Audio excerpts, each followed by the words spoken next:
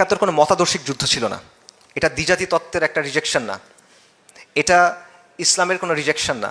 মুজিববাদের আদর্শ উদ্বুদ্ধ হয়ে মানুষ যুদ্ধ করছে, ব্যাপারটা এটা না। এটা একটা ওয়ার অফ সেলফ প্রিজার্ভেশন, এটা একটা আত্মরক্ষার জন্য war. Pakistan army full option ছিল এটা বন্ধ রাখার, তারা ক্র্যাকডাউন না করতো, তারা ক্ষমতা হস্তান্তর করতো, নানা অপশন তাদের হাতে ছিল, বা এর আগেও অপশন ছিল। যদি আপনি বলেন যে না পরবর্তীতে গিয়ে কিছু হইতোই, স্টিল তাদের আগে অপশন ছিল, 60s সময় অপশন ছিল, 50s সময় অপশন ছিল, তারা এগুলো চেষ্টা করে নাই। ওই যে মাহমুদুর রহমান সাহেব যেটা বলতেছেন, তাজ হাসমি যেটা বলতেছেন, যে তাদের ওই গুডউইলটাও ছিল না যে আমি এটা সলভ করার চেষ্টা করি।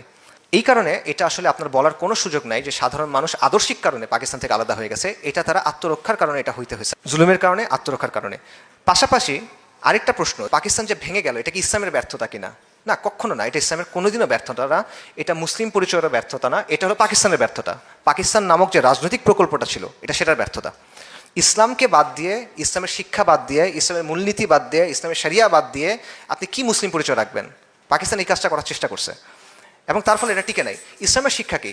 কুরাইশদের এলিট মুসাব ইবনে উমাইর রাদিয়াল্লাহু আনহু আর বিলাল ইবনে রাবা, হাবশি একজন গোলাম যিনি মুক্ত হয়েছেন, একসাথে ভাই। সালমান আল ফারেসি, সুহাইব আর রুমি একসাথে ভাই। আউস এবং খাজরাজ মারামারি করতেছিল, গলায় তলোয়ার ধরে রাখা অবস্থা, তারা ভাই হয়ে গেছে। আনসার এবং মুহাজির তারা ভাই হয়ে গেছে। ইসলামে শত শত হাজার বছর ধরে বিভিন্ন জাতিগোষ্ঠীর মানুষ একসাথে থাকছে। ইসলাম তো এখানে কখনো ফেল করে নাই। এটা পাকিস্তান প্রকল্পের ফেলিয়ার, এটা ইসলামের ফেলিয়ার না। ইসলাম নানা জাতিগোষ্ঠী, নানা ভাষাভাষী মানুষকে এক করছে, সমৃদ্ধি এবং বিস্তৃতি নিয়ে আসছে, এবং এটা কোনো তাত্ত্বিক কথা না, এটা বাস্তব প্রমাণসহ কথা। ইতিহাস খুলে দেখেন, অনেক প্রমাণ আপনারা এখানে পাবেন। 71-এর ঘটনার পেছনে অনেকগুলো ফ্যাক্টর ছিল। একটা ফ্যাক্টর হলো পাক এলিট বা পাক আর্মি, রাজনীতিবিদ, ভূ রাজনৈতিক ব্যাপার ছিল। রাশিয়া এবং ইন্ডিয়া চাচ্ছিল এটা ভেঙে ফেলতে। পশ্চিম পাকিস্তানের এস্টাবলিশমেন্ট যেটা, তাদের এই অবজ্ঞা, তাচ্ছিল্য, এই ব্যাপারগুলো ছিল। পাশাপাশি কট্টরপন্থী র্যাডিক্যাল যারা ছিল, সিরাজুল আলম খান এটসেট্রা, এরা ছিল। মুজিবের একটা ভূমিকা ছিল, ইন্দিরা গান্ধীরও একটা বড় ভূমিকা ছিল। ইন্দিরা গান্ধী এখানে ক্রুশাল একটা রোল প্লে করছে। বর্তমানে বাস্তবতা কি? যেই পাকিস্তান আর্মি সেই দিন বাংলাদেশিদের হত্যা করছিল বা বাঙালি মুসলিমদের হত্যা করছিল, সেটা এখনও পাকিস্তানের মুসলিমদের হত্যা করতেছে ওয়াজিরিস্তানে, খাইবার পাখতুনখোয়াতে।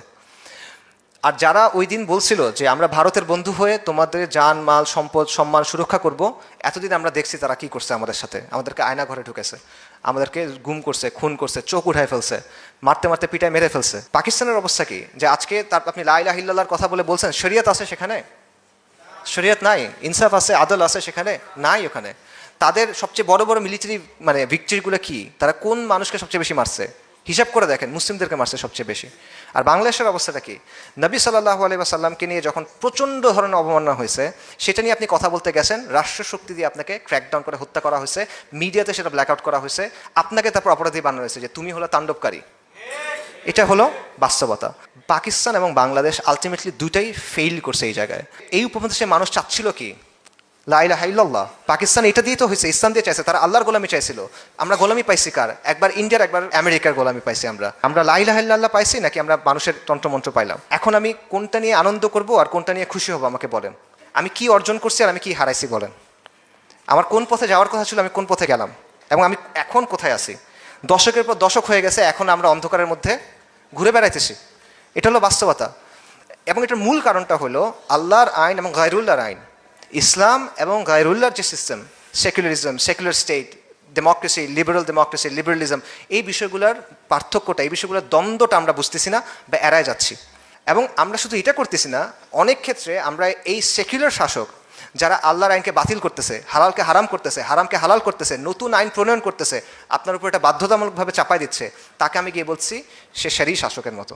আমরা সময়ের দাবি এবং জাতির পালস বুঝতেও আলটিমেটলি ব্যর্থ হচ্ছে। এই কারণে অনেক সময় ইসলামী দাওয়া যেটা, ইসলামী আন্দোলন যেটা, এটা ব্যাহত হচ্ছে।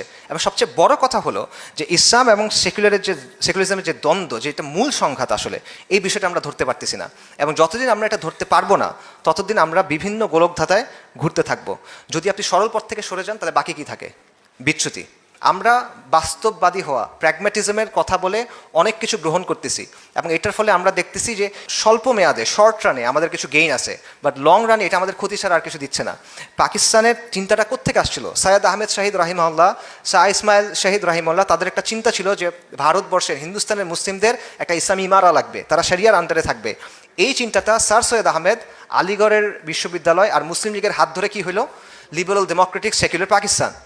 আপনি ইসলাম ফালায় দিয়ে মুসলিম জাতীয়তাবাদ করছেন, যেটার মধ্যে রুহটা নাই, ইসলামী সেটার মধ্যে নাই। সেটার রেজাল্ট হলো যে আজকে এই অবস্থা। আর এটার রিয়াকশনে আমরা কি করলাম?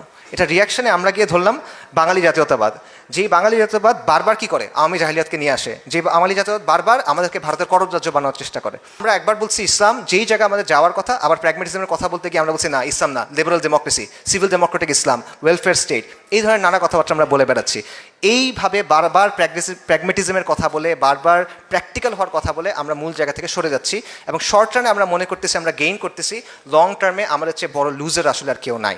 এবং এই দুষ্ট চক্র থেকে যদি আপনি বের হতে চান, তাহলে আলটিমেটলি আমাদের ইসলামের দিকে ফিরে যেতে হবে, পরিপূর্ণভাবে ইসলামের পথের দিকে ফিরে যেতে হবে, নামে না, পূর্ণাঙ্গ দিন হিসেবে ইসলামের শাশ্বত যে নীতি, ইসলামের চিরন্তন যে ব্যবস্থা, সেটাকে গ্রহণ করতে হবে। কোনো ক্ষণস্থায়ী মতবাদ না, মানুষের বাঁচানোর কোনো তন্ত্রমন্ত্র না, আমাদের যাইতে হবে ইসলামের চিরন্তন যে সিস্টেম আছে সেটার দিকে, ইসলামের শরিয়ার দিকে।